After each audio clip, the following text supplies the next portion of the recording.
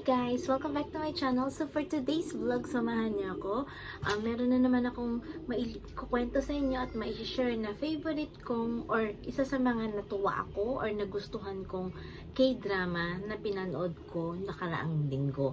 Sobrang pasensya na ha kasi hindi ako masyado nakakapag-vlog or nakakapag-review ngayon. Although panay pa rin ang panonood ko kasi ang dami ko talagang ginagawa. Actually, kahapon sobrang busy ako sa school at saka sa work and then ngayon sa work ko. So, bukas na naman. So, kaya talagang isisingit ko ngayon yung pagbibigay sa inyo ng idea na pwede nyo mapanood na magandang K-drama. So, ito guys, yung The Auditors. Bali, pinalabas siya last year, 2024, and meron siyang 16 episodes na mapapanood. Actually guys, noong umpisa, medyo nabobore ako. So, hindi ko siya talaga pinagtuunan ng pansin. Pero, kada episode niya, may mga cases na nasosolve. So, alam naman natin ang ginagawa or function ng isang auditor, di ba? Yun yung nag-audit, nagko-compute, nag-check ng mga ginagawa ng isang treasurer or ng isang company.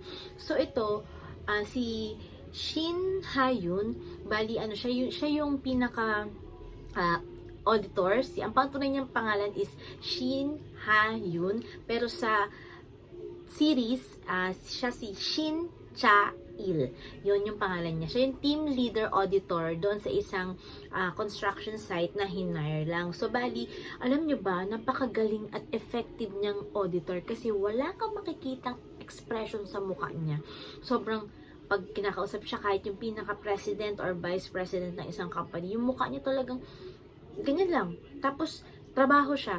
Napakaganda. Natuwa ako kasi, nung una, akala ko, yun yung iniisip kong antagonist dun sa series. Pero hindi pala.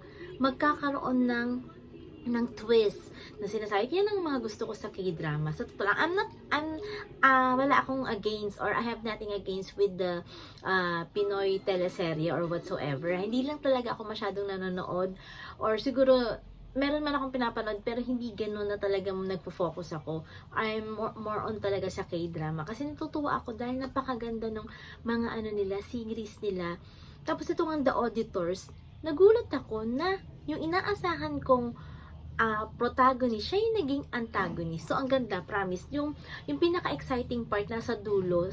I'm hoping talaga na magkaroon siya ng season 2 kasi ang ganda niya. Sobrang nakakatuwa at saka bagay to sa mga sa mga mahilig lang sa mga yung detalyadong series, hindi siya pang rom-com talaga. Yun ang gusto ko minsan sa isang K-drama, yung hindi kasi ako masyadong fan ng mga rom-com or ng mga love triangle, ganun. Mas gusto ko yung mga intense, thriller, tapos more on political na series. So, ayan nga. Maganda siya, The Auditors. Hanggang ngayon, nasa Netflix pa rin siya. So, if you want guys na mapanood to, promise, sobrang ganda niya. Ma-appreciate nyo lang na yung dulo. Worth it naman siya talagang panoorin. At I'm hoping na magkaroon siya ng season 2 kasi maganda naman siya talaga. So, sa mga company dyan, hire nyo yung kagaya ni, ni Shin Cha-il. Yan. Ang galing talaga niya, promise. Tapos yung mga iba pang characters dun sa series, maganda din. Nakakatuwa din talaga. At saka, very effective sila sa mga characters nila. Talaga, promise tong team leader nila na auditor, napaka-effective. Ganyan siguro dapat talaga mga maging auditor kahit lalo na dito sa Pilipinas. Talagang napakagaling ng investigation na ginagawa nila sa bawat cases na nakukuha nila or kailangan nilang imbestigahan. At bawat department ng construction na yun, talaga namang hinahalukay nila. Nakakatuwa. Ako talaga, promise. Sorry, pero yun talaga yung mga gusto kong mga series. So, if you want this na mapanood, showing pa rin siya sa Netflix. I think sa Loklok meron din siya. Maganda siya. Ang title niya, The Auditors. Yan, season 1 siya. So, guys, kung meron pa kayong mga ibang series na gusto nyong i-feedback ko, just comment down below. Meron ako isang i-feedback next video ko, yung sikat na sikat din na isang series talaga. Medical series yan. I know may idea na kayo. So again guys, samahan niyo pa ulit ako sa mga susunod ko pang vlog, sa mga susunod ko pang review. Dito lang sa aking YouTube channel. Don't forget to subscribe, like, and share my video. Bye guys!